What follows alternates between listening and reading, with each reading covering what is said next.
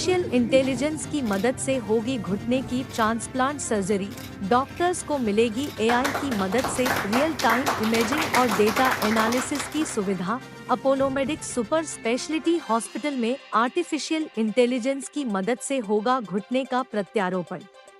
22 जून राजधानी लखनऊ में भी अब घुटने की प्रत्यारोपण सर्जरी आर्टिफिशियल इंटेलिजेंस की मदद से होगी। अभी तक एआई द्वारा सर्जरी की सुविधा विदेशों में और देश के कुछ बड़े शहरों में ही उपलब्ध थी, लेकिन अब यह सुविधा लखनऊ के Apollo medics super speciality hospital में भी उपलब्ध है।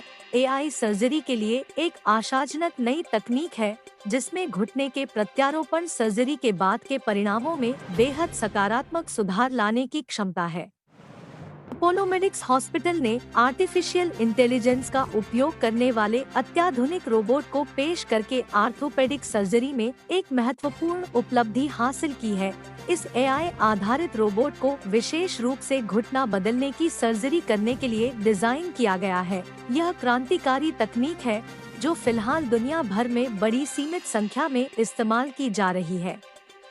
खास बात यह है कि इस तकनीक का प्रयोग अभी संयुक्त राज्य अमेरिका और यूनाइटेड किंगडम जैसे विकसित देशों में किया जा रहा है। यह तकनीक अब पहली बार लखनऊ और आसपास के इलाकों के मरीजों के लिए अपोलो मेडिक्स अस्पताल में प्रयोग की जा रही है।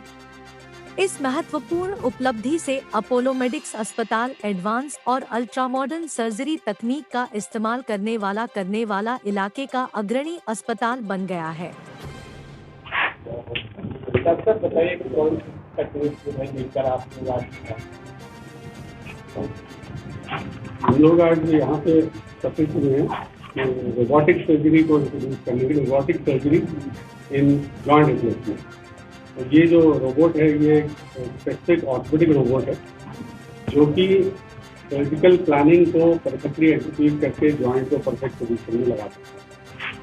इसका एडवांटेज ये है कि पेशेंट हमारा फास्टर रिकवर करता है, लेस पेन होता है और जो जॉइंट है वो पेशेंट की अपनी बॉडी एनाटॉमी के हिसाब से परफेक्टली प्लेस किया जाता है ताकि वो जॉइंट बेटर फंक्शन करे और ज़्यादा समय तक चले। ये बेसिक एडवांटेज है रोबोटिक सिस्टम में। सर, जब भी रोबोटिक सर्जरी की बात होती है तो एक्यूरेसी बहुत एक महत्वपूर्ण है। नॉर्मल सर्जरी की बात करें तो 70% एक्यूरेसी होती है। एक्यूरेसी हम उसको मानते हैं कि जहाँ पे हमारा जॉइंट इस तरह से अलाइन है कि वो लंबे समय तक काम कर सकता है। उसके कुछ हम लोग के अपने क्राइटेरिया हैं जिसके हिसाब से होता है। तो 70% केसेस में अलाइनमेंट होता है despite best of surgical effort in best centres of the world.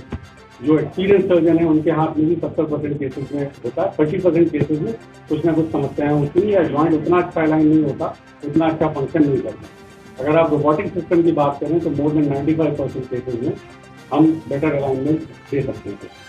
Sir, real time imaging और डाटा एनालिसिस की क्या सुविधा है? रियल टाइम इमेजिंग जैसा मैंने बताया था, ये तो हमें ओटी में कॉन्स्टेंट इमेजिंग एंड फीडबैक देता है।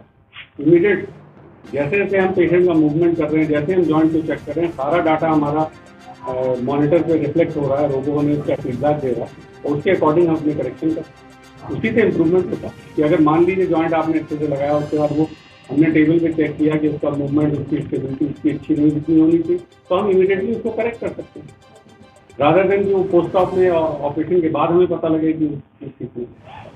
दूसरा एक बहुत बड़ा एडवांटेज इस रोबोटिक सिस्टम का है कि नॉर्मली जब हम लोग सर्जरी करते हैं तो फीमर की बोन में स्पेस करते हैं जिसके थ्रू एक रॉड डाली जाती है, उससे हम अलाइनमेंट मेजर करते हैं। वो एक टेक्निक है सर्जरी की।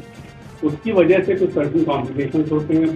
पोस्ट ऑपरेटिव पीरियड में पेशेंट को लंग में एम्बॉलिक फिनोमेना और थ्रोम्बोसिस के चांसेस होते हैं। इस सिस्टम में क्योंकि वो सब चीज़ें अवॉइड होती हैं तो सर्जिकल रिस्क आप रिड्यूस करते हैं।